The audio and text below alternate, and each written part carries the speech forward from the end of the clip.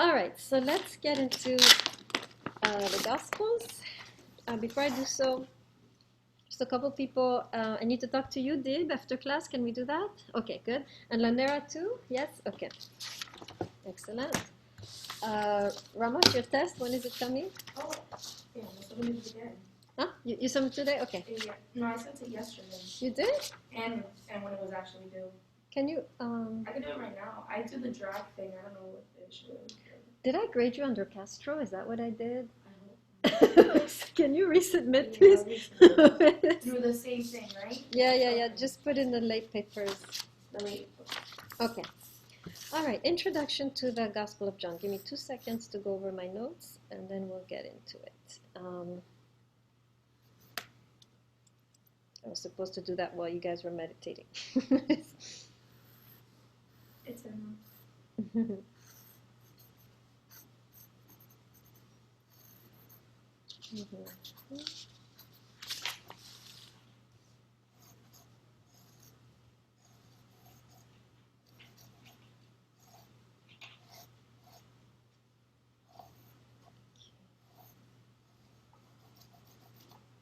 All right.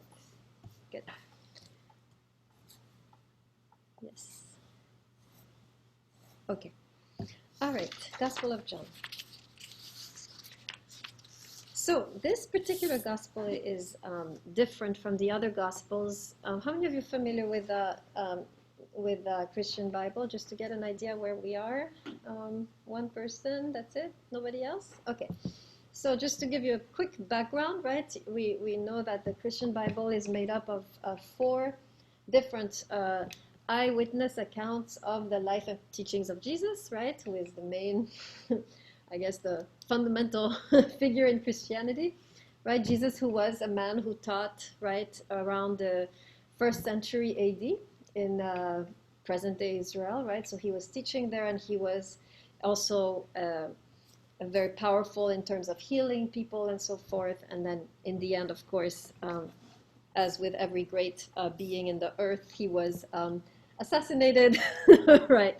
So, these 4 stories, right? These 4 eyewitness accounts of the life and teachings of Jesus, they're called the Gospels, from the Greek evangelion, which means good news. Okay, so when I say gospel, literally means the 4 good news, right?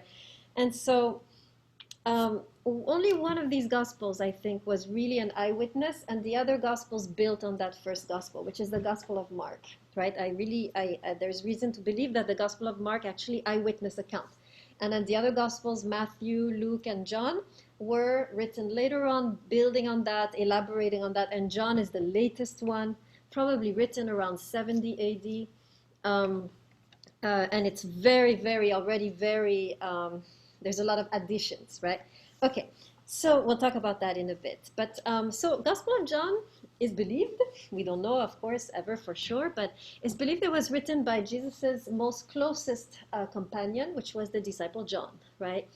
I'll tell you a few words about John so you can really enter the gospel knowing, and I do think there is good evidence in the text that it could have been John, right? First of all, so who is John? John was the youngest disciple, probably a teenager when he met Jesus, right? Probably maybe 16, 17, even younger maybe. He was very close to Jesus. He would always sit next to him. He would always and he loved him passionately. And he is referred to actually in this gospel as the disciple whom Jesus loved, right? So he was very close, and had a very passionate relationship with Jesus, right? And you can sense that in the language in this gospel. This is the gospel of passion. There is a lot of, and we're going to talk about this element of passion and love in this gospel, but it's a fiery gospel, right? This is not just descriptive. You can sense a burning fire in every word, right? This is coming from a heart which is burning from love, right, for this master, right, of his. So really this gospel is the fruit of love between John and Jesus, right? This is really a very profound gospel. It's also very mysterious gospel, right? This was written. This is the only gospel which is written in good Greek, right? So whoever's writing this is very already well educated, and John could have become that. We know that he was eventually exiled on a Greek island, right? So he certainly could have been the author, even if the Greek is very, very beautiful. And this gospel compares to the Greek mystery religions, right? If you're familiar with Greece at the time, there was the traditional religions where you worship the gods, you go to a temple, you make a sacrifice, right? And we know all the gods, right? Zeus, Dionysus, and actually not Dionysus, but Zeus, Athena, and so forth. And then there were the mystery religions, which were, you had to be initiated, they were secretive, you couldn't, there were a lot of rites that we don't even know about since they were so secret, and you really had to be invited into those religions, and not everybody could really partake in these rites, right? The cult of Dionysus is one of these mystery religions that you had to be initiated. And by the way, there are connections between Christianity and the cult of Dionysus. It's very interesting. There are some interesting connections. Okay, so likewise here, this is not a gospel which will be accessible to everyone. Probably in this room, not everyone will get it, right? Why? Because you have to have a certain kind of heart stance to understand this gospel, and in general Christianity. So in general, I myself came very late to Christianity. I did not understand it. I grew up in it, but it made no sense, right? So I came very late to understand it. The path to understanding the teachings of Jesus is really, if you haven't gone through anything, you're not going to connect, right? You have to have gone through stuff and been broken yourself to begin to see what is happening here in this gospel, to begin to see the powerful light that is emanating from this particular gospel, right? So one way to put it is that this gospel is only accessible to the pure in heart. You have to have a certain purity of heart to access this gospel. And we're going to see, by the way, when we study the two stories, right, the two encounters, the Pharisee and the woman at the well, what unites both is a certain heart position, is a certain purity of heart. It's expressed differently, right? Nicodemus' purity of heart, you could say, is the curiosity, the willingness to learn, the humility to come to Jesus, even though Jesus is a nobody at the time, and he is a great Pharisee, right? So this is one type of purity of the heart, which we'll talk about more. The woman, the Samaritan woman, she has no humility. She has an attitude, actually, in the text, right? When Jesus first, when you read the text, you'll see when Jesus first begins to talk to her, she's like, "What the hell? Like, who are you to, like, kind of like Queen's attitude? Like, you guys do it well, you know? It's like, here, help me, give me a, like, some stranger talks to you on the train. How do you respond? Huh? Yeah, exactly. This is basically, right. This is perfect. She's perfect New Yorker. Right? You can really imagine this scene on the subway, like, you know, some guy comes up to you and you're like, get away from me. Why are you talking to me? Or you ignore him, right? It's like, you don't exist, right? So she has kind of an attitude like that at the beginning. So she's not the same as Nicodemus, who's kind of humble and trying to, right? But what she does have is the broken heart, right? She has, and you learn from the encounter, the story of this woman, who we'll talk about in a little bit, the way that she has lost, right? She has been broken 5 times, right, in love. And perhaps this is another form of purity of heart, right? Yes, Ojima. So that's why she doesn't know who Jesus is, or she just doesn't believe in him. Oh, she doesn't know who the hell he is, right? And especially the well at the time is like the bar today, right? It was the place where it's a hookup place in the ancient times, right? So this guy is sitting there by himself asking her for a drink, basically the equivalent of today, you know, the guy buying you a drink, right? So he's asking her for a drink. This is a hookup line, right? And she's like not interested, right? So she's already very defensive, right? So yeah, she doesn't know who he is at the beginning, of course. Later she starts to find out some things about him, right? So two hearts, two different hearts that we're going to study, two positions of the heart that we, in a way, if we are to get to this profound truth, we have to get to that state first, right? Because the Gospel of John is a mystery religion. You don't just barge in, right? You have to be initiated. You have to have the correct heart position, the correct heart quality to really enter and understand and drink and partake, right, of what is happening there. So we will try, in this class, I'm going to try to show what are these things, how can we align our hearts or purify our hearts so that we can begin to taste, right, this teaching. Okay. So now, main idea, and you were in the class of John, so you know a little bit, it's overlapping a little bit with what we did, right? Main idea, extremely powerful idea in this gospel, is the notion, slightly similar to Hinduism but different, is the notion that it is possible to be reborn. So let's talk about that a little bit, because we heard a lot in our country about being born again, and most of us are afraid of these people, right? So we have to stop a little bit and talk about this rebirth idea, right? What the gospel is talking about, which is very powerful and which is very new compared to what we've been doing so far, is that it is possible to receive a second breath. Okay, this is the main concept of the gospel. It is possible to receive a second breath. So if you're familiar with a cosmology or anthropology of the Bible, you know that the creation story, God took some earth and then he breathed into it, and then you had the first human being. Everybody familiar with the story? Is it familiar? Okay. Right, this is the anthropology of the Bible. Now, when this gospel is saying you are going to receive a second breath, it's saying you're going to be made into a new creation. I can make something new out of you. I will give you new breath. You have one breath right now, and this is how you're doing with that breath. I'm going to infuse you with a second breath. And at that moment, you will receive infinite power, which is the power of love, right?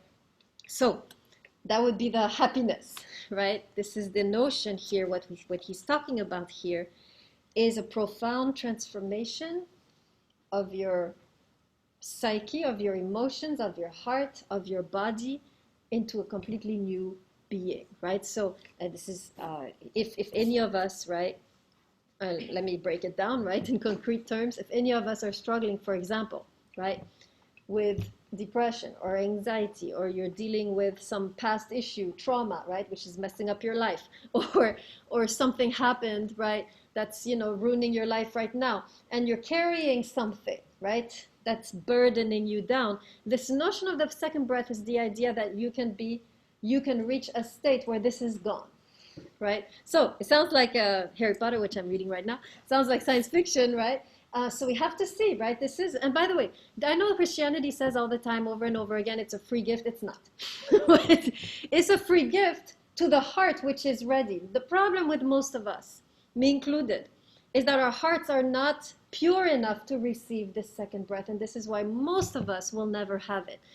Even if we had some experience where we fall shaking on the floor, this is not easy to, not anybody can have this, right? This is a mystery religion. This is something which we have to be prepared for, initiated into. And so in the class, we will talk about conditions of possibility of receiving the second breath. That's the main purpose. Let me say it again. In this class, we will talk about the conditions of possibility of receiving the second breath, right?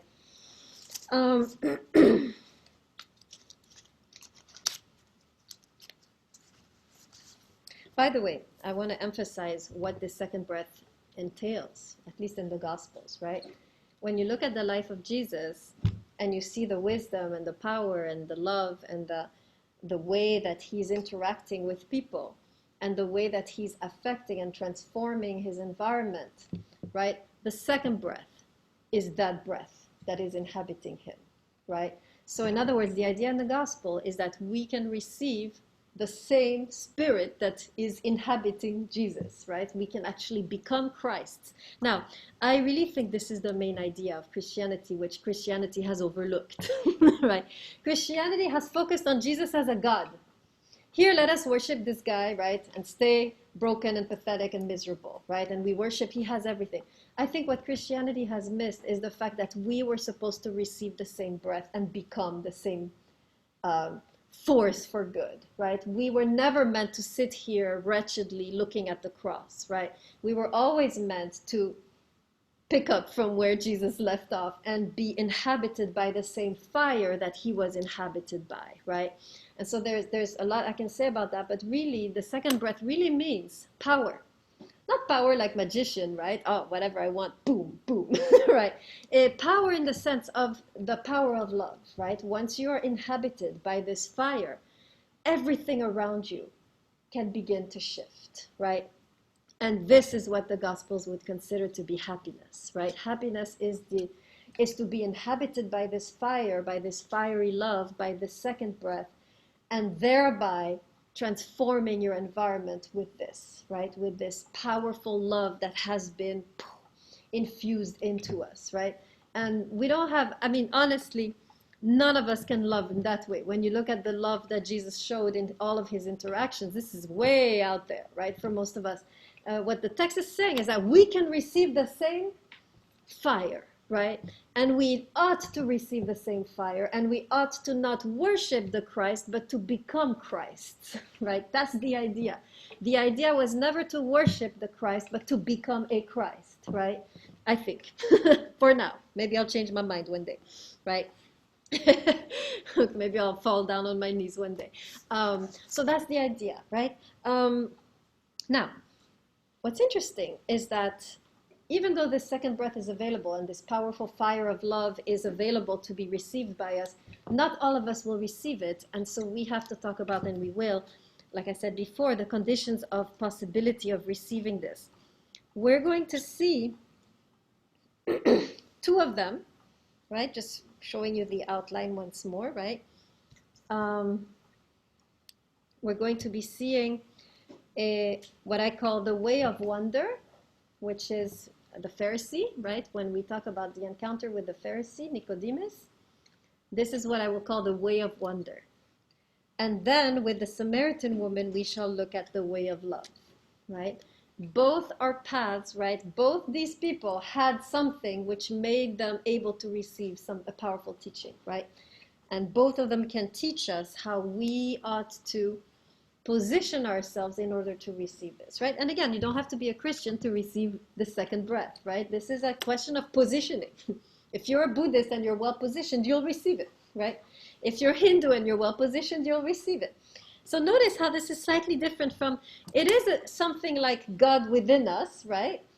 But it's a little different from Hinduism, right? How is it different from Hinduism? That would be a great test question, actually. How is this idea of the second breath of the power of God within us, right, the same or different from what Hinduism is talking about? I'm curious if you can see some connections. Yes? Maybe a difference is in Hinduism, the afterlife, you don't really know what to expect. But with this, you kind of know what, if you get the second breath, what's coming for you. And what is coming? Tell me, I don't know. Where did you hear this? you just said that you get power and happiness and love if you get the second breath. But Hinduism says the same, doesn't it? Well, if we're talking about the afterlife. I didn't talk about the afterlife, did I? I thought in the beginning you talked about it a little bit. This is all here, right? This is another mistake of Christianity. Let's go into all the mistakes of Christianity. In my view, another mistake of Christianity is to focus on the afterlife. Suffer now, in the end, you'll receive a crown and you'll be okay, right? Nothing now. Now we are supposed to suffer, actually, according to a lot of Christian teachings, right? Whereas here what we're finding out is now you can have the second breath. Now you can have this powerful love which can transform you and everything around you, right? Now you can receive this. In other words, now you can begin to experience what Jesus called the kingdom. Kingdom is not after when you die. Kingdom is now. And he says very powerfully, it's within you, right? So when he's talking about this idea, the kingdom is within you, he's saying the love of God, the divine breath, the divine spirit burns within you. And now you can walk around like I did and transform the world, right? But first you have to receive this. This is not, so in Hinduism we have it, right? But what we have it, and yet in Hinduism, do we truly have it? So we have God within in Hinduism, right? But what do we have to do in order to access it? Yes?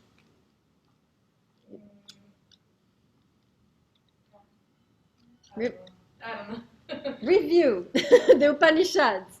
What do you have to do? Meditating? Yes, right? You have Okay. to still your mind. You have to put yourself aside so you can tap into this deeper self. You have to kill the false ego, right? In order to get to the higher self. It's very similar in Christianity, right? You can receive it, but first you have to go through a period of sacrifice, right? You have to go through a period of surrender. So there are actually interesting connections between the Upanishads and what Jesus is teaching.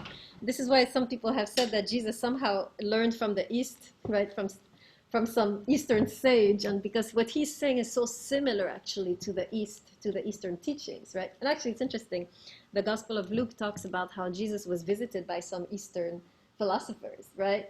It's true, I'm not inventing this, right? It actually talks about the wise men from the East. So maybe Jesus learned a little bit, I don't know, right? Maybe they left some scrolls, right? But definitely there are some deep connections between what we learned in the Upanishads and what Jesus is saying, that yes, we can be inhabited by the divine. Now, in the Jewish tradition, this is, whoa, this is explosive, right? Because in the Jewish tradition, God is out there. And the only place you can find God is where? Anybody know? Only place you can encounter God. In the temple, right? You don't find God in the prairie or whatever. You have to go to the temple, offer a sacrifice, and now you can have a connection, right?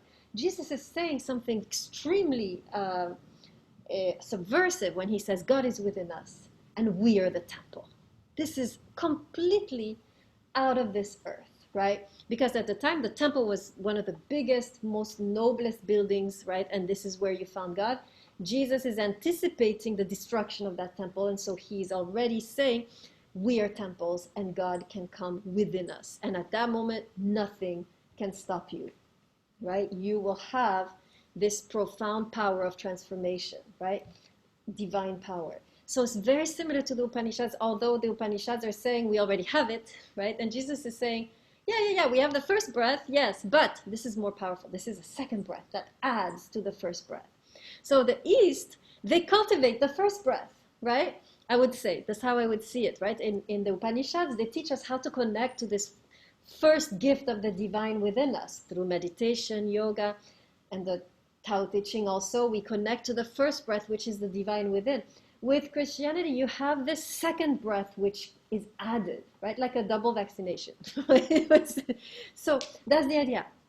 And you can, and once you receive this powerful influx of the divine love and spirit, you get to passages where Jesus is saying, when you are my disciple, you can tell this mountain to move from here to there and it will obey you, right? So he's, of course, it's not literal. He's saying that to show you, you will have so much power in terms of influencing and transforming your environment, as much power as somebody who can do that, right? Now, again, it's not magic, right? We're not talking about becoming magicians and like, harnessing some dark arts, right? The power of love is not about you. This is the main thing we have to remember. When we are inhabited by this power, power of love is never about us. Love is never about us. It's the power for others, right? You will be given the wisdom and the strength to love, right? And through that love, to transform your environment, right? I would suggest to you to read a beautiful text by Kierkegaard called Works of Love. I don't know if any of you have tried it, but really, this is, in this text, he's elaborating on this notion, on the power, on the transformative power of love, right? How when you have true love in your heart, you can transform all your relationships, right? Anything that's going wrong, you can fix that, right? So that's the kind of power we're talking about, right? The power which transforms our environment, our relationships, our past, our traumas. This is what we're dealing with, right? Okay. Good. So let me talk a little bit now. Any questions so far what I said? Oh, I didn't bring water. Okay. Any questions? Any clarifications? Okay. Good.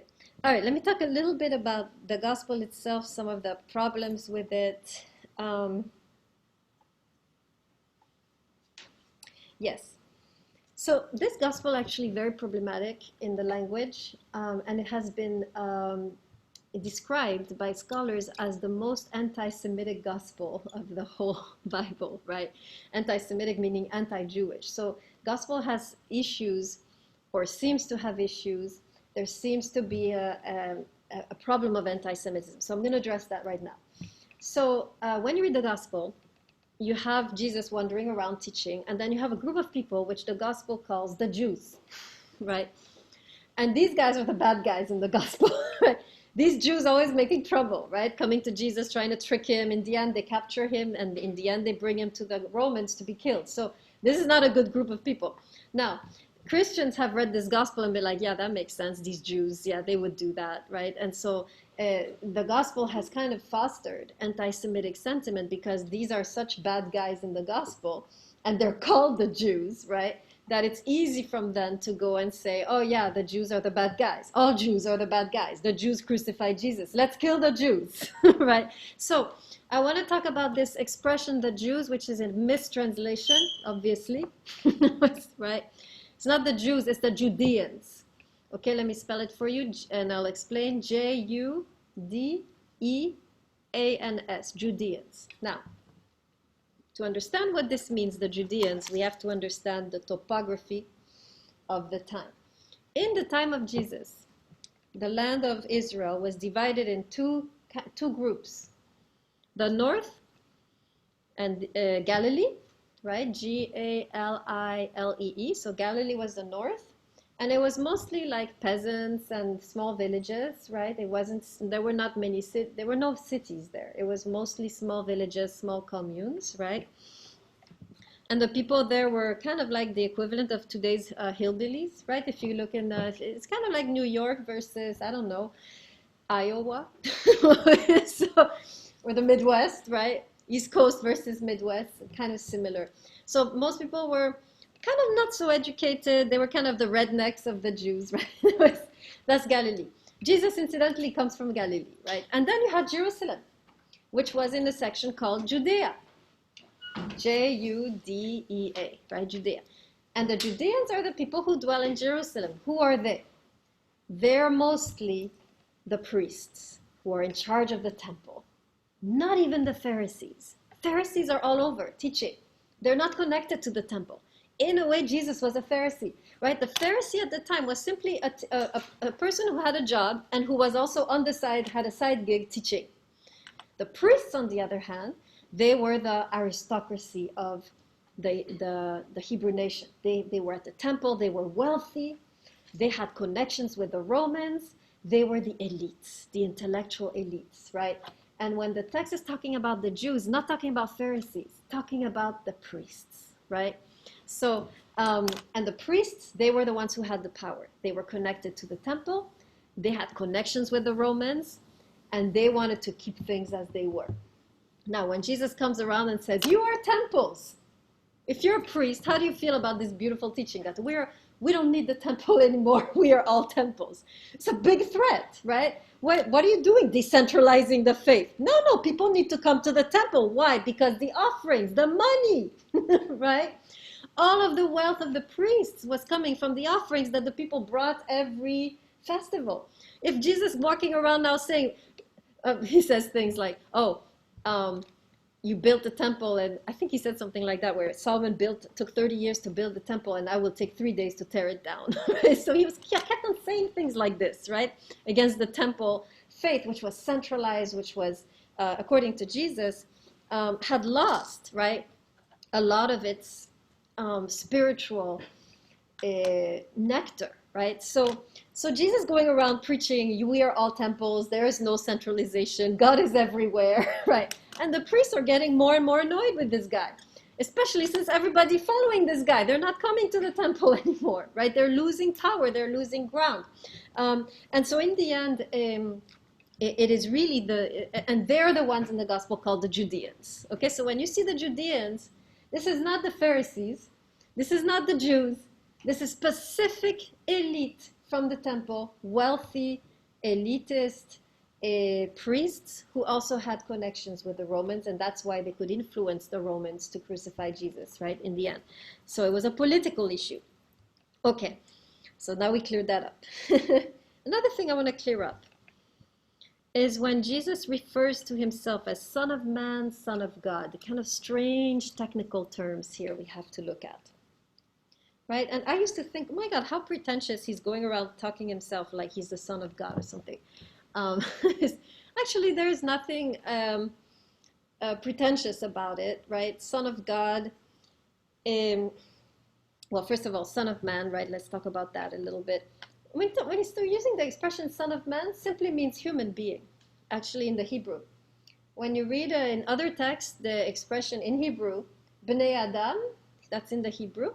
When you see this word Bnei Adam, son of man, in the Bible in general, it means the human being.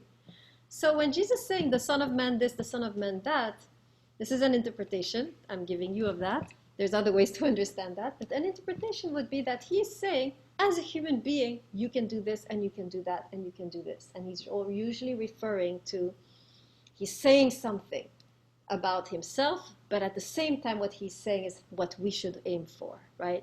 So, and then son of God, of course, we have to understand it in this way. Jesus, when he says he's son of God, not saying he's God necessarily, saying, I am one with God. He says this over and over again in the text. Now, who else could be one with God, according to his teachings? Just him? Everyone, right? So when he's saying son of God, he's saying we are all. Anything he says about himself, we need to understand. We inherit that, right? Because we are meant to become Christ, right? So when he's saying, or when people say to him, you are the son of God, what he's saying is, I am one with God as you could be also one with God. We are all children of God, right? So I'm not going to go in the direction of saying that Jesus ever claimed divinity and tried to be worshipped, right? I really don't think that was his main purpose. We have made it his main purpose, but I don't believe this was his main purpose. I believe his main purpose was to pave the way for us to become sons of God, right? God, sorry, singular. It was to pave the way for us to be possessed by the same spirit and love that he was possessed with, and to be one with God in that way.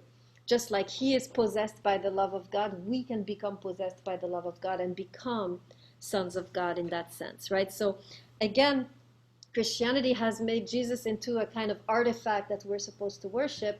And I really think his main purpose was not to end up being worshipped, although you can say that after his death there is something going on, but as long as he's alive, his main purpose is saying, here is the path. Become like me, right? Become Christ's, right? When he's saying in some texts, pick up your cross and follow me, what's he saying? He said, be me, right? That I think was his main purpose once he was alive, right? Okay, we won't talk about the resurrection and what he became afterwards because this is not philosophy anymore. We get into esoteric theology, right? Which I'm going to carefully avoid. So, because there, yes, there is something powerful taking place there too. But we are going in this class to focus strictly on his teaching when he was a man. Later, that's another story. This is a matter for faith, right? Which we won't go into. Okay, last interesting detail you need to be aware of as you enter this gospel. So, in this gospel, very often what has caused confusion is that there's a very aggressive tone, almost hateful at times, right? There's a lot of polemic language, like us, the sons of light, them, the sons of darkness, right? There's a lot of light, darkness, tension, a lot of us, them mentality, a lot of rage. And so it's hard to know. So the question arises, right, was Jesus, full of rage? And did he have a kind of us, them mentality? So many commentators have noticed that the gospel often starts, the stories or the teachings often start with something that Jesus said, and then the narrator takes over, right? So for example, you will see in the story of Nicodemus, you have the dialogue, and then you have a whole narrative section where the narrator is interpreting. This is where you have the famous passage, for God so loved the world that he gave his only begotten son. Jesus is not saying any of this, right? This is the narrator has taken over and is doing theology. And the narrator, if you know him, John, right, if it is indeed John, was himself extremely aggressive person, very us-them mentality. So it's not surprising that the gospel has this tone. I'll give you an example. There's a story, I forget in which gospel, where Jesus and his disciples are walking around, and they get to a village, and they ask for shelter for the night. And the villagers are like, we don't know you, screw you, go away. And so John, who is the beloved disciple, goes to Jesus and he says, do you want me, and he was with his brother, do you want us to call fire from heaven upon this village to please you? And she's like, have you learned nothing? Right? Just a little bit, annoyed with that request, right? So you see the type of personality he can get. And in fact, he had a nickname. Jesus had given him a nickname.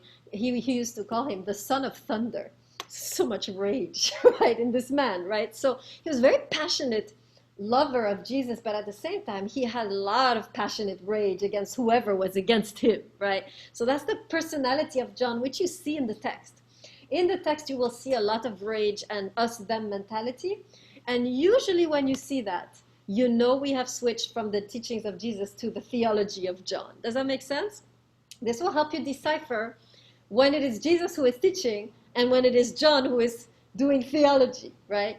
Anytime you get into the us-them, light, darkness dichotomy, right? Anytime you start to talk about us, them, and they're evil and we are light, right? You know you switch already to John, right? So this is important to realize, so you don't start to think, oh gosh, Jesus said that and that sounds awful, right? And you start to get confused about what the real teaching is. So you see, we have to do in the Bible always a little digging before you can get to the actual true teaching, right? There's a lot of filtering we have to do often with the text to get to the intuition, right? The spiritual intuition that is supposed to be taught. Okay, good. So for next time, you're going to focus on, did I say the chapters in the syllabus? What did I say, 3 and 4? Sure, but it has it there. I think it's 3 and 4. So basically for next time, so you find your own gospel, right? I didn't assign a book for that. Just go find a Bible or find it online. In the book of John, I think it's chapter... Okay, I give all the book to be read. Okay. Yes, please read the whole thing. I mean, read the first half. And then next time read the second half. But in the class, I want you to focus your reading assignment on the story of Nicodemus, which is, I think, chapter... Can someone Google this for me? Please Google for me, where is Nicodemus and where is the woman at the well? That's what I want you to focus on. Thank you, Bokari. So you read the whole thing, right? It's good to know. It's good to have read once. But for the reading assignment, first reading assignment, you got it? What is it? Yes, but which chapters? Do you know? Anybody know? Anybody found out? But now is the time to use your phones for once. What? Chapter 3. Yes, that's Nicodemus, right? And then Woman at the Well, chapter 4. Woman at the well. Yeah. Chapter 4. Okay, perfect. So read the whole thing, but the first reading assignment, I want you to focus on chapter 3, Nicodemus, and the second reading assignment, I want you to focus on the woman at the well. And then I want you to really look at the metaphors of wind and water, because that's what we'll focus on. We'll be interpreting these metaphors together. So remember, this is wisdom literature. I know it's in the Bible, but the Bible also has wisdom literature, right? This is a wisdom text, right? And so Jesus is speaking with highly coded language. These are symbols, metaphors that we need to decipher to really understand what he's talking about. So I want you to, as you're looking at these texts, begin to think, what does it mean? Why is he using wind as a metaphor? Why water? What is the meaning, the deep spiritual meaning of these elements, right? And he's really speaking both times. It's a very esoteric teaching that he's giving both Nicodemus and the woman at the well. It's very esoteric teaching, which we need to begin to interpret together so that we don't fall into Christian cliches, right? Which we're going to try to avoid. So read it with complete virgin mind, right? Pure heart, and try to see what is the meaning of what he's saying philosophically, existentially, for every human being. What is he saying? What is he telling us about this second breath? How can we have it? what are the conditions of possibility. Okay, good. So we'll stop here the recording.